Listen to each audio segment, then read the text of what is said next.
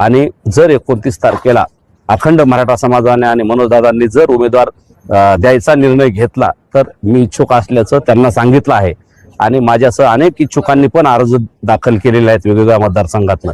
त्यामुळे दादा आणि मराठा समाज जो उमेदवार देईल त्या उमेदवाराचं प्रामाणिकपणे काम आम्ही सगळेजण करणार आहोत। कुणालाही दादांनी उमेदवारी दिली, मला देऊ किंवा अन्य कुणाला, त्याचं प्रामाणिकपणे काम आम्ही सगळे करणार आहोत आणि मराठा समाजाच्या आरक्षणासाठी सगळे सोयऱ्याची अधिसूचना अंतिम करण्यासाठी आणि मराठा आणि कुणबी एकच आहे यासाठी मनोजदादांनी जो हा लढा उभारला आहे तो आता अंतिम टप्प्यात आहे आणि 29 तारखेला अंतिम निर्णय होणार आहे। त्यामुळे बाकी आमच्या चळवळीतल्या सहकाऱ्यांनी सांगितल्यामुळे आज मी माझा बायोडाटा इथं दिलेला आहे। मित्रांनो, हे होते गंगाधर काळकुटे पाटील, मनोज जरांगे पाटलांचे खंबे समर्थक आणि त्यामुळे बीड विधानसभेचे ते उमेदवार असू शकतात। जर त्यांना उमेदवारी भेटली तर विजय 100% पक्का आहे आणि प्रस्थापितांचं धाबं दणाणल्याशिवाय राहणार नाही। राम राम।